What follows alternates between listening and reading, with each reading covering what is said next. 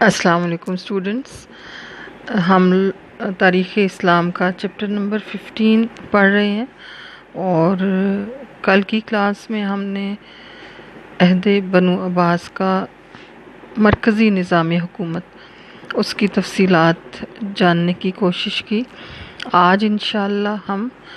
عہد بنو عباس کا جو صوبائی نظام حکومت تھا اس کو تفصیلاً جاننے کی کوشش کریں گے۔ صوبائی عمال خلیفہ جو تھا وہ براہ راست مقرر کرتا تھا، جو صوبے میں جتنے بھی پروونسز تھے اس ٹائم پہ، وہاں پہ جتنے بھی آفیسرز تھے ان کو ڈائریکٹلی جو خلیفہ ہوتا تھا وہ خود اپوائنٹ کرتا تھا، اور والی جو کہ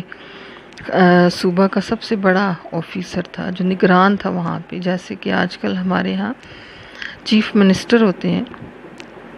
پروونسز میں، تو اس زمانے میں اس کو والی کا نام دیا جاتا تھا۔ اس کو بھی ڈائریکٹلی خلیفہ خود اپوائنٹ کرتا تھا، اور وہ خلیفہ کے سامنے براہ راست جواب دہ تھا، آنسریبل تھا۔ والی کی تنزلی،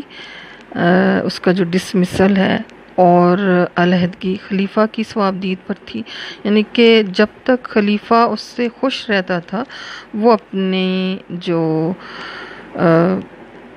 جاب تھی اس پہ وہ تعینات رہتا، اور جیسے ہی خلیفہ کو کوئی کمپلینٹس ملتی یا پھر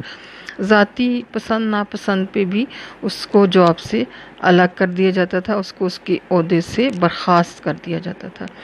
مرکز کی طرف سے ان پر کڑا نظام احتساب قائم تھا۔ صوبائی دفاتر اور معاملات کی جانچ پڑتال کے لیے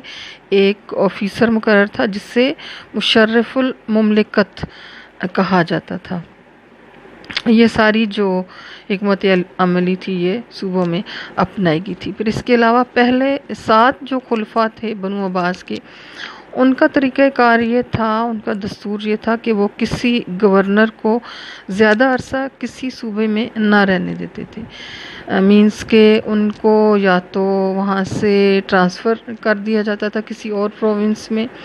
یا پھر ان کو ہٹا کے نیا والی یا نئے آفیسرز جو تھے وہ اپوائنٹ کر دیے جاتے تھے، تاکہ وہ کیونکہ اگر وہ زیادہ عرصہ وہاں پہ رہتے تو مے بی وہاں پہ لوکلی وہ زیادہ پاورز گین کر لیتے یا لوگوں میں زیادہ مقبولیت حاصل کر لیتے۔ تو پہلے جو 7 بنو عباس کے خلفاء تھے ان کے پیریڈ میں یہی اسٹریٹجی جو تھی اس کو فالو کیا گیا کہ لمبے عرصے کے لیے ایک ہی بندے کو ایک پوسٹ پہ جو ہے وہ اپوائنٹ نہیں کیا جاتا تھا، ان کو یا تو ان کی تقرری کسی اور پروونس، کسی اور ایریا یا کسی اور ڈیزگنیشن پہ کر دی جاتی تھی، یا پھر ان کو ہٹا کے نیا بندہ جو ہے وہ اپوائنٹ کر دیا جاتا تھا۔ لیکن بعد کے جو عباسی خلفاء تھے وہ اپنی نااہلیت کی بنا پر انہیں کنٹرول نہ کر سکے، اور نیم خود مختار حکومتیں قائم ہو گئیں۔ آپ نے نیم سیمی اینڈ انڈیپینڈنٹ جو گورنمنٹس تھیں بنو عباس کے دور میں، وہ ساری آپ نے ڈیٹیل میں آلریڈی پڑھی ہیں۔ اس کے علاوہ تمام مرکزی محکموں کی برانچز جو تھیں وہ بھی صوبوں میں قائم تھیں۔ مشہور محکمے جو تھے دیوان الخراج، دیوان الرسائل اور دیوان البرید تھے۔ یہ ان کی ڈیٹیل آپ نے جب مرکزی نظام حکومت پڑھا تھا تو اس میں آپ نے ان کی ڈیٹیل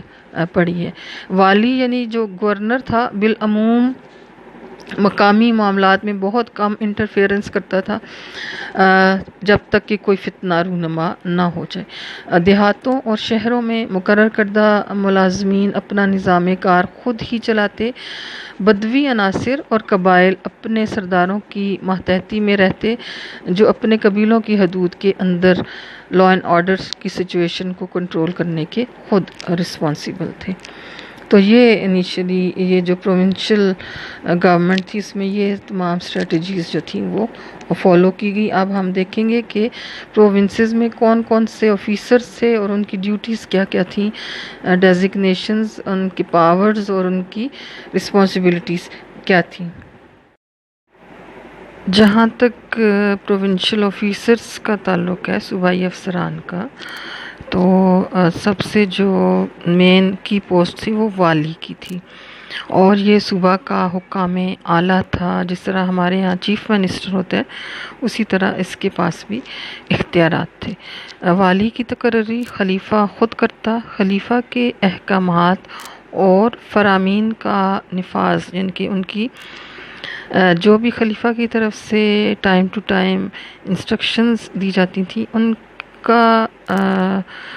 جو نفاذ تھا، ان کی امپلیمنٹیشن تھی، وہ اس کے فرائض منصبی میں شامل تھا، وہ اس کی ڈیوٹیز میں شامل تھا۔ عباسیوں کے زوال کے دور میں صوبائی والیوں نے نیم آزاد خود مختار ریاستوں کی بنیاد رکھی۔ صوبہ کا امن و امان اور فوجوں کا نظم و نسق اس کے ذمہ تھا، اس کی ذمہ داری تھی۔ والیوں کو اکثر ایک جگہ سے دوسری جگہ تبدیل کیا جاتا رہتا تھا تاکہ وہ اپنے اثر و رسوخ میں اضافہ کر کے خلیفہ کے خلاف کوئی سازش نہ کر سکے۔ ہر والی کا یہ فرض تھا، رسپانسبلٹی تھی کہ صوبائی معاملات کی جو ڈیٹیلز ہیں، تفصیلات ہیں، وہ خلیفہ کو پیش کرے۔ اگر کوئی والی خیانت کا مجرم ہوتا، کرپشن کرتا، تو اسے برطرف کر دیا جاتا تھا، اس کو اس جاب سے ہٹا دیا جاتا تھا، اور وزیر کو اس کی جائیداد ضبط کرنے کے اختیار ہوتے تھے، یعنی کہ جتنی بھی کرپشن سے اس نے پراپرٹی یا کوئی اور ایسٹس بنائے ہوتے تھے، وہ سارے کے سارے بحق کی سرکار ضبط کر لیے جاتے تھے۔ اس کے علاوہ جو ادر آفیسرز تھے پروونشل لیول پہ، اس میں صاحب الشرطہ محکمہ پولیس کا یہ سربراہ تھا، اور بھی مرکزی محکمہ کی یہ بھی جو تھا، یہ صاحب الشرطہ، یہ بھی جو مرکز میں محکمہ پولیس تھا، اس کی ہدایات کے تحت کام کرتا تھا۔ پھر صاحب البرید ایک پروونشل آفیسر تھا، رسر و رسائل اور خلیفہ کو اطلاعات بھجوانے کے صوبائی جو شعبہ تھا، اس کا یہ سربراہ تھا، اور مرکزی نظام برید کے خطوط پر ہی اپنے فرائض، یعنی کہ جن لائنز پہ وہ کام کرتے تھے، اسی طرح سے یہ بھی اسی طرز پہ یہ اپنی ڈیوٹیز سر انجام دیتا تھا۔ پھر قاضی کا عہدہ تھا صوبوں میں، جس طرح مرکز میں تھا، اسی طرح سے صوبے کے دیگر اہم جو ذمہ دار حکام تھے، ان میں سے قاضی کی سب سے زیادہ امپورٹنس تھی، اور وہ اقض القاضات کے ماتحت تھا، یعنی کہ جو قاضی القاضات تھا مرکز میں چیف جسٹس، اس کے یہ انڈر اس کی سپرویژن میں یہ کام کرتا تھا،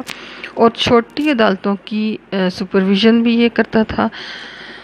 اسی کی یہ رسپانسبلٹی تھی۔ اب ہم نے دیکھنا ہے کہ صوبائی جو بنو عباس کے عہد حکومت میں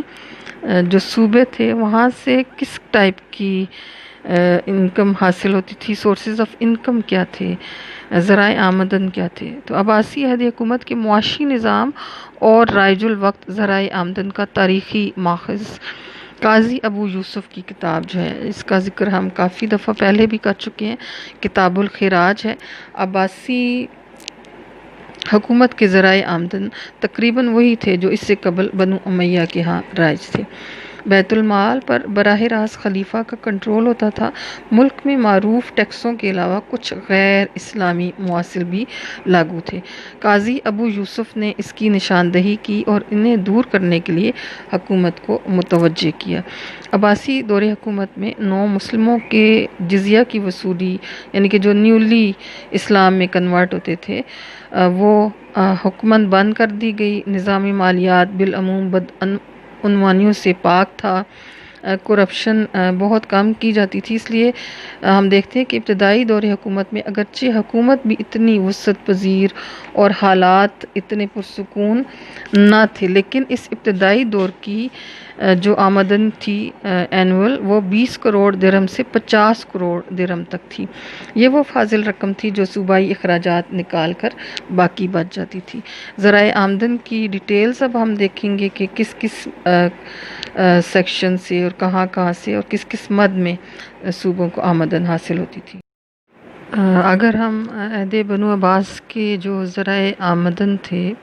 سورس آف انکمز، ان کی ڈیٹیلز دیکھیں تو اس میں ایک جو آمدن کا ذریعہ تھا وہ خمس غنائم، یعنی کہ جو مال غنیمت تھا اس کا 5واں حصہ، ویسے تو یہ تھا کہ وہ سولجرز میں ان کے ڈیزگنیشن اور ان کی جو اس جنگ میں یا اس مہم میں جو بھی سروسز ہوتی تھیں اس کے اکارڈنگلی ان کا جو شیئر ہوتا تھا وہ ان کو تقسیم کرنے کے بعد اس 5واں جو حصہ تھا، یعنی کہ جو ٹوٹل مال غنیمت ملتا تھا اس کو 5 حصوں میں تقسیم کیا جاتا تھا، اور 5واں حصہ ریاست کا جو خزانہ تھا، ریاستی خزانہ، اس میں جمع کروا دیا جاتا تھا۔ تو دشمن پر فتح پانے کے بعد جو مال و منال مسلمانوں کے ہاتھ لگتا اس سے الغنائم کا نام دیا گیا۔ امام ابو یوسف معدنیات اور سمندر سے برآمد ہونے والی اشیاء پر عائد کردہ خمس کو بھی الغنیم میں شمار کرتے تھے۔ Another source of income during Abbasid Caliphate was charity, زکوٰۃ، اور یہ ٹیکس نہیں تھا، لیکن یہ ہے کہ جیسے کہ ہمیں ہمارے اسلام میں ہے کہ جو آپ کا کسی شخص کا مال ہوتا ہے اس میں یہ اللہ تعالیٰ کا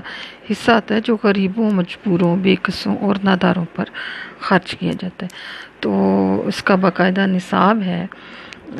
زکوٰۃ ہر ایک پہ فرض نہیں ہوتی، نصاب جس پہ لاگو ہوتا ہے اسی پہ فرض ہوتی ہے۔ تو صاحب نصاب پر اس کی ادائیگی کی شرح سالانہ آمدن یا جو جمع شدہ مال ہے اس پر 2.5% ہے۔ امام ابو یوسف کے نزدیک زکوٰۃ سے ہونے والی آمدن کو دوسرے ٹیکسوں میں ملانا اور ان میں جمع کرنا جائز نہیں، اس کا حساب سیپریٹ رکھا جاتا تھا اور شرعی احکامات کے تحت اس کو تقسیم کیا جاتا تھا، اس کی تقسیم لازمی تھی۔ پھر لینڈ کی جو پروڈکشن تھی اس کے اوپر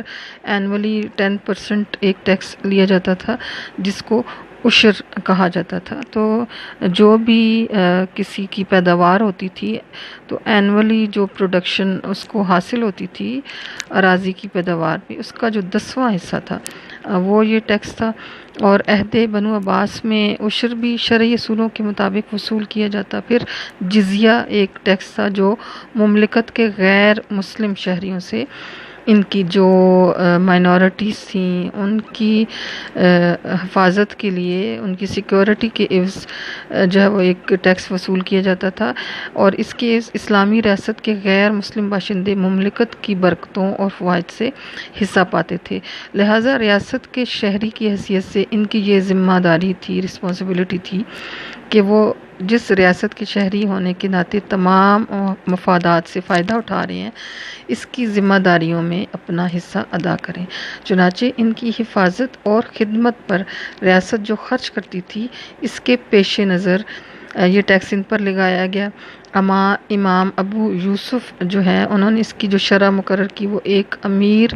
اور متمول آدمی سے صرف 48 درہم سالانہ، اور جو متوسط درجہ کے لوگ تھے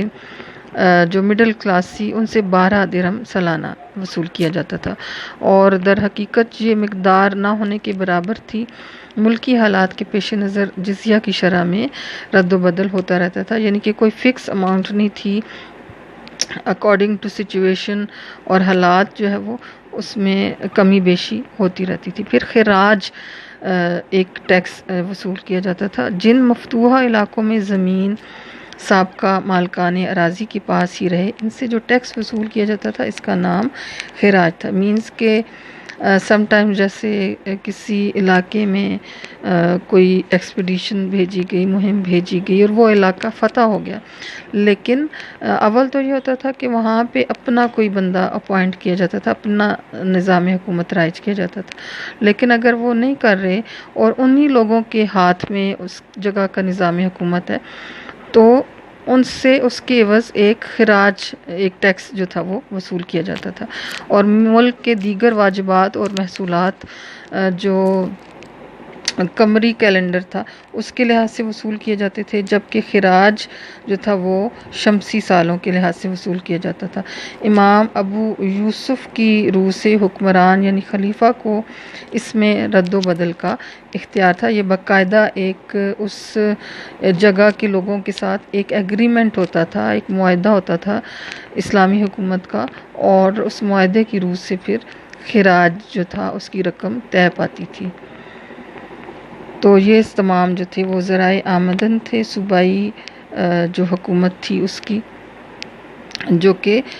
ریاست کے خزانہ میں داخل کیے جاتے تھے، جمع کروا دیے جاتے تھے۔